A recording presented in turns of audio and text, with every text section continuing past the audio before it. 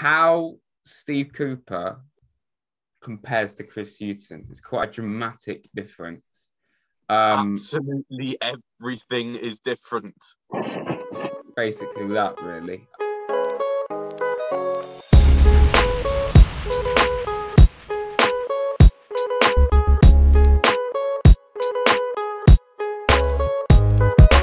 Welcome to what episode 1? Episode 14, I think, of RadsCast. It's been 2 months. It's not dead anymore.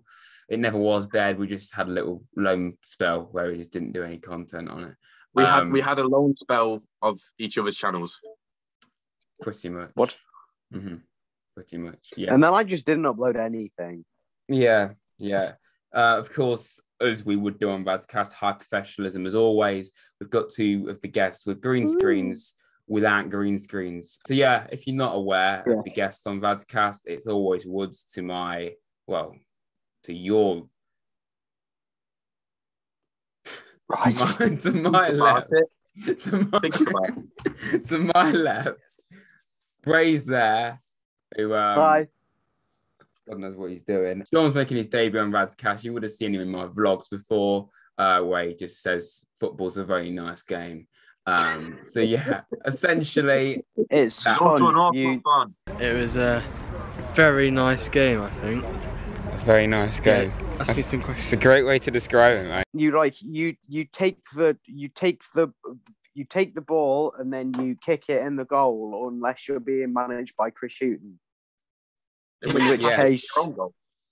which case you just try and herd everybody into your own penalty area and hope that the team that you're playing against don't know the basic rules of football. Mm-hmm. Yes, fascinating. Anyway, we're here. We thought it would be best, given the fact we haven't done one of these since the transfer window. A lot's happened since then. We thought it would be good if we were to talk about the fact Steve Cooper is the best manager of all time, and there's no debating that. One defeat in 10 as well. I think we should just go one by one. Sum up what you think of Steve Cooper, starting with you, Woods. Yeah, I think Steve Cooper has been absolutely brilliant for us recently. Definitely a brilliant fresh air. Mm-hmm. You know, it's like the finest air you could ever get with Steve Cooper. Yeah.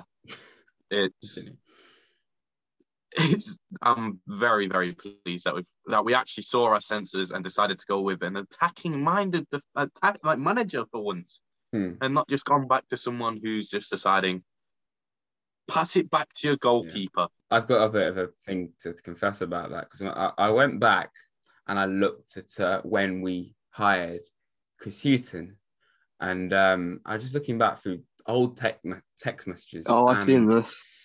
Yeah, Dom's aware of this. I'll put it up on screen now. I have high regrets, because one of them in bold lettering is he plays football. You said he plays attractive football. Attacking. Leave. I think it's fair. Woods, you're hosting the podcast now, mate. See you later. Yeah, of course. No, if I do that, anyway, so I'll just continue in the background, but still hosting it. But yeah, I feel incredibly thick for saying that. And also, before this started, we were looking back at one of my other videos, and I said that Luke Freeman was as good as Joe Lolley. So yeah, I know nothing. And you also said Bong was better than Colback.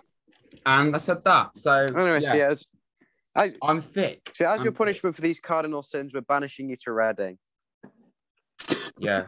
Bad luck. Bray hates Reading with a passion, if you're not aware. So if you're a Reading fan, if you're not aware, then that's your own fault. He would have gone to the Reading match, but there was no tickets. That would have been one of the greatest vlogs of all time if you'd done that. It would have been. Just give me your tickets. No. Why? Because you don't like Reading. It'll make for class entertainment, though. Bray just roasting Reading in Reading. That will be the entire thing. That will be forget the game. Just roast Reading. literally on my I've for some reason still not posted the QPR vlog because I'm a genius. But I literally, when we passed through Reading Station, I took a picture of the Reading sign, and I think I tweeted something like the length I go to watch Forest. The train broke down as I was on the way back, and so I had to spend about an hour just sat in Reading Station. It smelt really bad.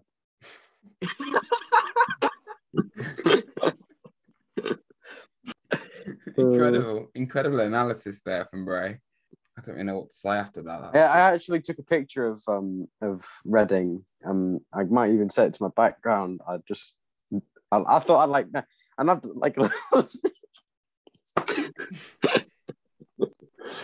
See, I just got out of the train window as I was going past. I thought it'd be lovely to capture the natural scenery and beauty. This is up there with the vegan quote. Oh my god! Roll the clip. We need to put that in. Forest Green Rovers. They got Forest in the name, so But the vegans. They've also got Green and Rovers. So shall we just go small? Import down the vegans. All right, import then. Fulham. I don't mind Fulham. Vegans. Really? I felt more emotion eating one McChicken than that animal felt in his whole life.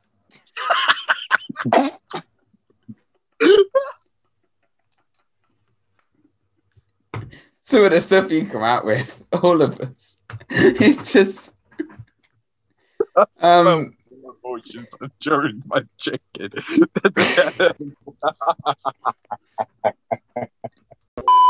Have we actually said anything of note so far in this podcast? I don't think we have. I think we've still got to get Dom's opinion.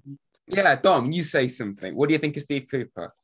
I thought the first 7 or 8 games would be a very tough results base, but I've been pleasantly surprised by the attacking football that Cooper's placed in already, because I thought it'd take quite a bit of time to get rid of that horrible football he had before. Mm-hmm. How Steve Cooper compares to Chris Hughton is quite a dramatic difference. Absolutely everything is different. Basically that, really. How he's completely and utterly changed the club, because it isn't just the football, it's the whole club that clearly changed. Did Hughton ever interact with the fans? I mean, there was probably told him to bugger off on social media at one point. Probably did. I mean, then again, there was no fans. Cooper always does that. But because Cooper always does that fist pump thing, doesn't he? Absolutely. What an absolute legend. Cooper has done a lot more for the club than Hughton ever has. Well, I mean, yeah, at least Hughton must have celebrated like a home win in front of the fan. The only time he actually celebrated with Forest fans was Derby away, and that's when he thought he saved his job. The only win he got. You didn't. The only win that he got in front of fans of any kind was that Bradford game in the cup. And that doesn't count. But that doesn't even count. I refuse to believe that was him. Literally, winning a game of football in front of fans with Chris Hughton, that's not how it works. That does not work at all. It doesn't sound right. But, like, it's incredible to think he did not do did he even give us an iota of respect? Or did he even know we were in the ground? At Stoke, he walked past the fans. Didn't clap him, didn't wave to him, didn't do anything. Didn't give him any fist pumps or anything. Shocking. Jesus. I know. Oh, can we talk about the famous Steve Cooper fist bump? Oh, David, your video's just come out. Oh, yeah. Good timing. Yeah. An apology to Jack Colback. Go and watch it. It's a bit of a stupid video. So, yeah, go and watch that. Anyway, staying on topic. Have we been on topic once in this podcast? I don't think so. No, I'll stop that. This is... Yes. Professionalism, of course. If you're enjoying this podcast, we talk high quality facts throughout the entire video, never going off topic, then of course subscribe to the channel. And you know what? Subscribe to Woods and Bray. Dom's irrelevant, but subscribe to Woods and Bray. Just wow. Yeah, Woods does do vlogs when he wants to. And Bray does videos about why he hates Reading, and he gets scissors out on a podcast. Dom's on my vlogs when he's forced to go to Forest games with me. Forced? Yeah. Not forced. You'd come and watch Forest and you weren't forced? Exactly. It's a crime to go and watch. I was forced to Cardiff. You came under Hughton in charge? That's a crime. That I wanted to do something after that game that I'm not going to disclose. I don't remember what that was either, to be fair. But, Chris Hughton's With football is chair? your background, Ray. What? Chris Hughton's your background. His style of play. No. This is a picture I took in Reading. That's No, it's Chris Hughton's style. No, Chris Hughton's style is just... Imagine if Chris Hughton managed Reading. Oh, Does Chris Hughton have a style? Over the moon. Yeah, it's defensive, David. Oh, I'd be so He doesn't happy. even have a style. It's just a stuff. He doesn't Fine even have a margins. style. Fine margins. As I once pointed out in a video. Played well in the first half, not so good in the second half. Fine margins, lads. You have to give respect to the opposition. They're a great side. By the way, my favourite colour is beige. Jed Spence, get back. What are you doing being so attacking at the Yeah. over the halfway line? Do you want to get us killed? You're a defender, Jed. Get back. Get back, Jed. Can't have more than 10 shots a game. You can't have more than 10 shots a game. 2 shots at minimum and none of them on target, please. No, do you mean 2 shots at maximum? It's a maximum, yeah. Sorry, yeah. Half a shot at best. Let's talk about some of the players that have underperformed and improved, particularly under Steve Cooper, because that's meant to be the topic of this podcast. We can talk about Hughton, of course, but I think it's funny, really, when we point out the fact that we scored, was it 37 goals in the whole year under Hughton? 37, yeah. We've already got about 20 under Cooper, not even at the halfway stage. And also individual players as well. When you look at Graben, he's already got more goals than he got in the whole of last season. But yeah, I mean, who do you think's been the standout player so far under Steve Cooper? Because they've all stood out, but who really was the one that you've liked watching? And either you, anyway, you can answer that. It's got to be between the fullbacks for me. And also Jack Colback. And Brennan Johnson. Mine's Johnson and Spence. Well, Brennan Johnson, even under Hughton, he was exciting. It was just Brennan Johnson. He didn't even play under Hughton. Yeah, he did. Yeah, he didn't. For the first, however many games of the season. Oh, yeah. Yeah, I mean, I agree with that, to be fair. I mean, I personally... I think if we're talking about most improved, I think you have to pick one of Yates or Colback. It has to be Colback. I probably would say Colback, yeah. I didn't really have anything against Yates, so I wouldn't really say that he was improved as opposed. Like, I mean, he's got to be improved because he's amazing, but he's not as improved as much as Colback was because Colback just didn't look arsed last season, and he disappointed me every time he came onto the pitch. He hardly played the second half of the year. The thing about Yates is, I believe he's always had the ability to do it. It's just that the managers aren't letting him do it. Because maybe he's too far back, maybe he's too far, or maybe he's just being told, pass it back, keep hold of the ball, all of that stuff that people are moaning about. And the thing about Yates is, he isn't a player that is flashy. Yeah. He's one of them players where he does the dirty work, he gets into the player, wins the ball, makes sure we keep the ball. And I mean, obviously this season he's been absolutely brilliant. He's been able to ping balls left, right, centre. He's not passed back as much as he would have under Hughton at all. He's not afraid I remember to have a shot he made either. a forward pass the other day. It was amazing. That's just amazing when forwards do that nowadays. We do it regularly. Yeah, I like it. Yeah, it's good. It's actually good to watch. Chris Hughton, what's a forward pass? Speaking of Chris Hughton, we would barely ever we'd get one a game, 2 if we were extremely lucky and came on a bad day and we're playing against Wickham. Then if we've scored 3 times? 3 We've times scored since Cooper's been in David charge? told me last week David told me last week Yeah. Cooper's already overtook that of whatever Chris Hughton did. Yeah, Can't remember the exact start. he scored 3 against Barnsley, Birmingham, and obviously Preston. Right. So, I don't even think we saw Hughton score over 3 goals for Forest. Millwall at home. Millwall at home, Wickham away. Wickham, 2 games. QPR as well. QPR? That's it. We beat them 3-1, didn't QPR, we? no. Jimmy Garner. We got beat, didn't we? We got beat 4-1. No, we lost 2-0 the first game. QPR. And then we won the second game at Easter, 3-1. When the hell have we lost a game 4-1 of them, Stoke? QPR. We didn't lose 4 to No. QPR. Are you thinking of Brentford? We have not lost 4-1 to QPR. Brentford beat us 3-1. That's as bad as it We got lost last 3-1 to season. Brentford. What Garner. was the score? Garner scored that. Are you thinking of when we lost 4-0 to Wolves? No, what game was it at QPR? We went out and we lost. We lost 2-0 to QPR away. We lost last season. We lost the first game of the season 2-0 to QPR, and then we won the second one 3-1. It was when Garner scored the free kick. That one. Oh, yeah. You know, Graben scored. I reckon that the Graben goal in the QPR game was better than the Garner goal. I reckon it was better than the free kick. Yeah, I could see that. Yeah, because free kick set up, isn't it? I think free kicks they're brilliant when. Yeah, I know, but the way he just turns and larrups it. Graben's got a very unique kind of movement to him. I think, like the way he moves and turns when he shoots. I mean, can't header a ball for shit though. But he can't header a ball. No.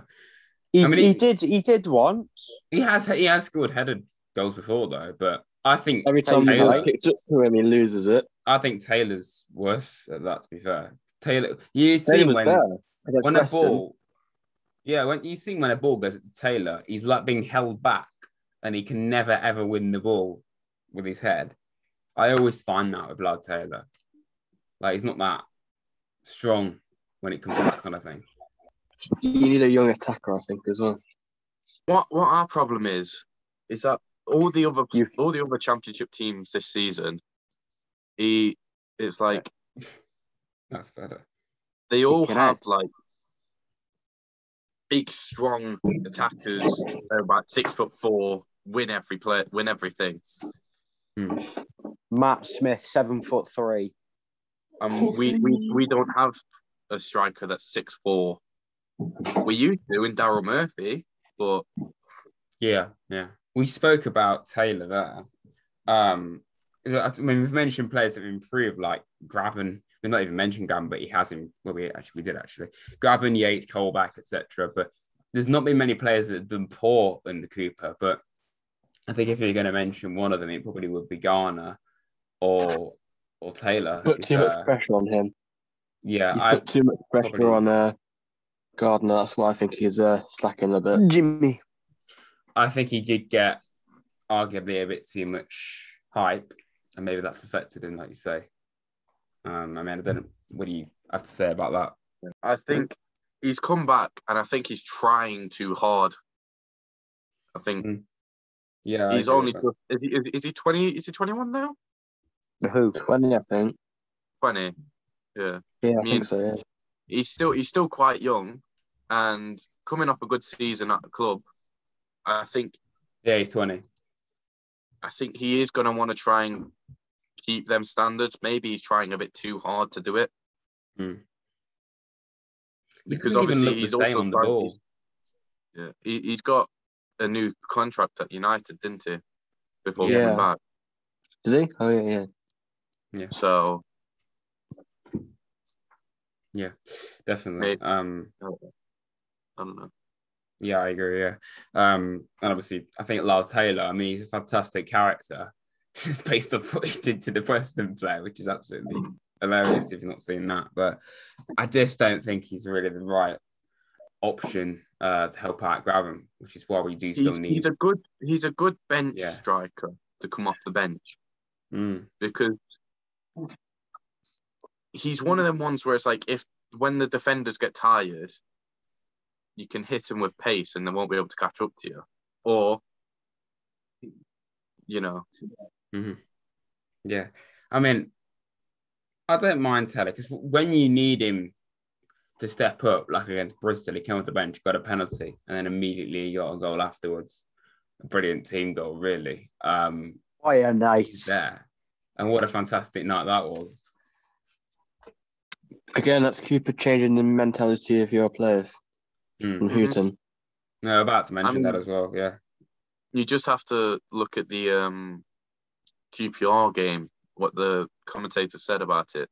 The new Nottingham Forest, you know, they don't give up. 4-star back. 4-star back. Yeah, we don't. You know, it's even at 4-0 down against Fulham, which is the only game we slipped up in. I never felt a moment where, we're just giving up here. We were still at least trying. Realistically, I don't think that's a 4-0 game. It wasn't a 4-0 game. No, not at all. Of course it wasn't a 4-0 game. Solid half of their goals were fixed. Not at all. One was an own goal, one was a penalty, one was what was it? It was a defensive mix-up. And then the only goal I actually thought was genuinely good was their third goal, where they took it from their own half. But other than that, it definitely was not a 4-0 result. If anything, it should have been only like 1-0, 2-0 at the very most. Mm-hmm. Yeah, I agree with that. I mean, I didn't think at any point that we weren't going to go and score a goal at all. Yeah, I mean, even at Sheffield the other day, it went 1-0 down late on. I still had belief that we'd maybe get at least a draw from it. And honestly, it got to when we equalised, I felt like we were going to go and get another goal. Which, to be honest, when it went down, I only thought we were going to equalise for like 5 minutes or something. Like as soon as the ball went in the back of the net, they had the same mentality they did at Bristol. You see them; they all immediately run to the halfway line. Yeah, because they came back. It's a bit rude that they don't celebrate with the fans and that, but. Well, they're just on their way. They're like, "Oh, right, goal scored. Let's go and have another one." We did it against QPR, didn't we? We ran into the crowd. Yeah. At the end. I'm pretty sure that someone stole Jack Cole back after that. Yeah, honestly. The reason why we celebrated like that against QPR was because it was in stoppage time. That was a great game. I love going there. I think there's only really a few more things. One more thing I need to talk about, really. I think we ought to mention the lone players, particularly Jed Spence, as he's been Spencer. He's been a revelation, of course, at Forest. However, of course, the reason why he came to Forest seemingly is because he fell out with Neil Warnock. He's now left Middlesbrough, got Chris Wilder in. There's a very good chance that they're going to want to try and bring him back in January. And apparently there's a cool clause in his contract, which it wouldn't be disastrous, but it would be a big hit as well. And obviously the lone players are Spence, Lowe, I think have been the two best of the lot. Garner, Zinck, and Ossie Tutor as well. I've realised something. Go on. If Spence goes back, then that means that Back's going to play. Finn Back. Either Finn Back or Drager or Richardson. Yeah, but the problem is, Drager. I like Finn Tutu. He's better than all three of them. Is he going to be fit though? And will Arsenal record? No, he does have legs made out of the same stuff that I've got here, and the same stuff that I've got back there. What our problem is though, our best players always seem to be injured. I mean, Lolley or alone.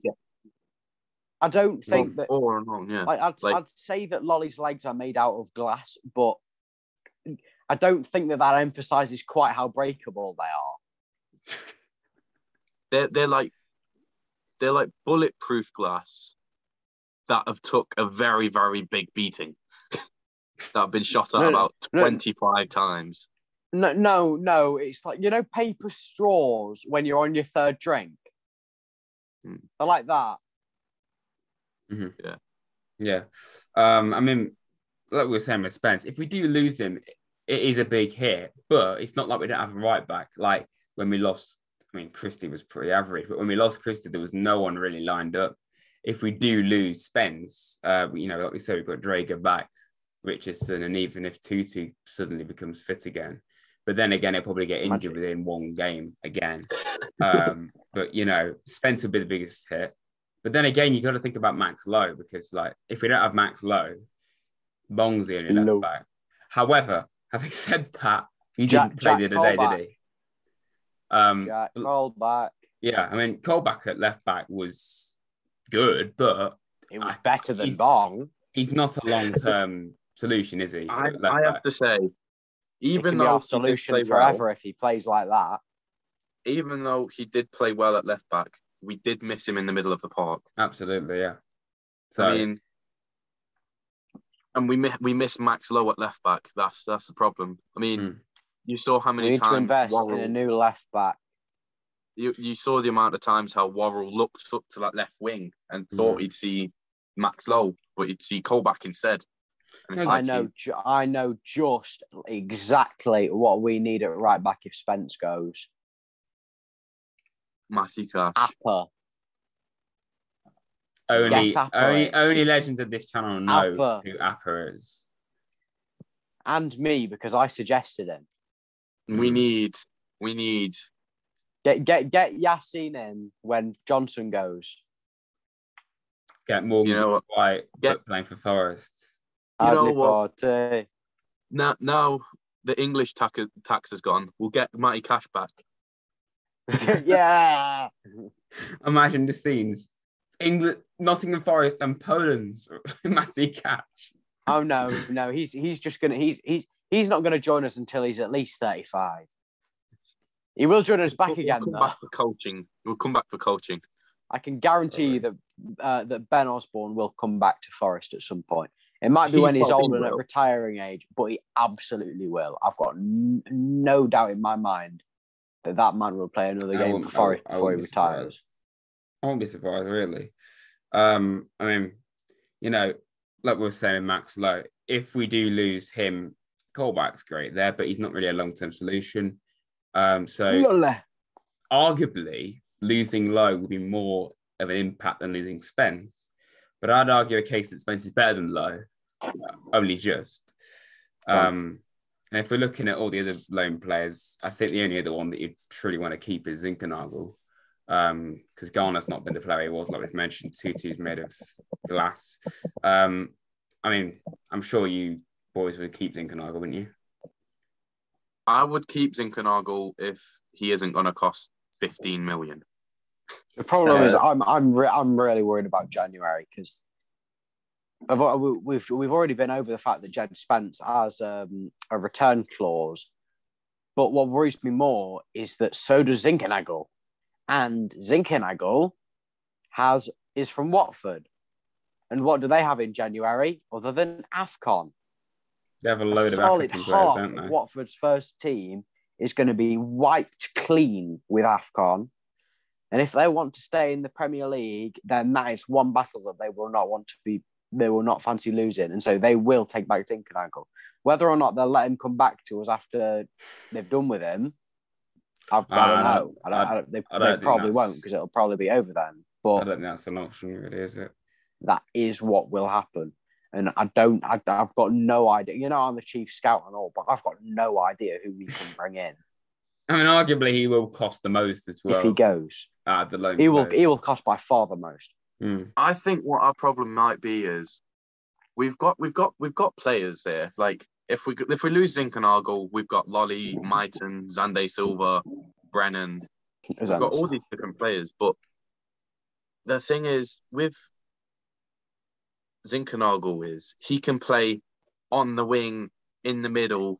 He can play bloody anywhere. He's you know, the table football, like them. It's like if you take any of those out and put them somewhere else, it will work just fine. Yeah, he knows what he's doing, and he'll bloody do it.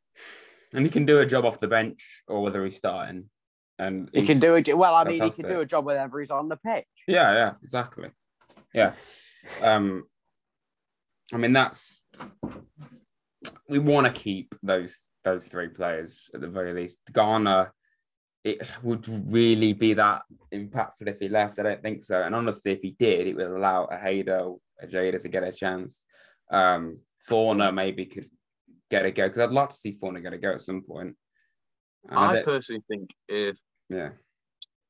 if Yates or Colbacks gets red carded, gets injured, whatever happens, I think Ojeda will probably be the first one in there. Cooper said that he isn't going to rush him into the first team. Mm-hmm. Yeah, I know, but there are certain people who really want to see him in the first team. For example, a Paraguayan Tricky Tree is probably crying into a pillow at this very moment that he's not got a minute yet. Paraguayan Tricky Tree. Go follow him on Twitter. He'll be crying into his morning cereal. I definitely think he will get a start soon. I don't know when. I think when do we play in the FA Cup? In January. On the 5th of January. I think it will be around that time. Oh yeah. So what? He'll play against Chelsea then. He'll play against whatever team we play. Whether Chelsea. it be. I mean, whether it be Chelsea or Chelsea 2. You know what? I genuinely think that there is something that is rigged to make us play against Chelsea every single time we play in the cup. Imagine if we get Chelsea away. Who've got European cups. If we get Chelsea away for the 3rd time in 4 years. We've only played Arsenal and Chelsea. I went to one of them and we got robbed in it. I was so angry. Literally, I've never known us out of the top 6 play a team other than Arsenal or Chelsea. And I've known us play Chelsea and Arsenal 3 times each. I've known us play Chelsea and Arsenal 3 times each. I've known us lose all of them bar one. And then we played 2 Welsh teams. Which you can't see. Who were both in our league. I swear, we've played Cardiff and Swansea. And then we would have played, against Swansea last season, we would have played City at home. We would have played City. And we would have got absolutely annihilated. But it would have been great to see us play them. We would have got beaten into the floor. Honestly, I wouldn't have. It would not have been fun. Just to see City at the City ground playing. Yeah. But it was still with no fans though, so we wouldn't have been able to see it. But literally, I would have just been happy. Last season was actually the most boring season you could possibly make it. Now, Chris Hughton is the manager for starters. Plus the fact we didn't play a single team outside our own league, and we played 3 cup games that were all against Championship sides. How boring is that? It had to be against Barnsley. Barnsley about 3 games after they beat us in the league, which stopped us getting the playoffs. Swansea absolutely destroyed us for only the 3rd time in one season. Under Steve Cooper. Beat Cardiff as well. And as well. Cooper. It is pretty funny that we now have the manager that knocked us out of the playoffs. That might be it for the podcast, to be fair. You got any other points we can mention, lads? Because we've been on for... This ended in terms of sanity a long, long time ago. It did, yeah. I mean, I think this has been the most... Oh, I got new scissors. The most all over the place RadsCast episode, if I can remember when we last recorded one, because it was that long ago. We would like to do these more consistently. So if you have got ideas, please, of course, let us know in the comments below. If you got to this stage of the video, comment below cheese, of course. Yeah. Cheese is legendary. Do it if you got to this stage of the video. The next episode will probably be in a couple of months. So yeah, we'll see you very soon. And up the forest. Oh, and subscribe to these 2. Forget Dom is irrelevant. And to me, follow us on Twitter and that. I'm trying to get to 400 followers. So come on. Can I get to 30? Get down to 30. Woods, what are you on? Get down to 5. You're not I'm on my 2nd account because my first one got permanently suspended. I'm on 97 followers. I don't know which 97 sad people have decided that I am worth the time in their feed. Woods used to have just 3 people. 3 people. Woods used to have about 2,000, but that changed. Jesus Christ, Wood. That changed quite drastically because I got permanently banned. Good job. You've now got 459. For undisclosed reasons. But anyway, thanks for watching, everyone, and we'll see you very soon. You Reds.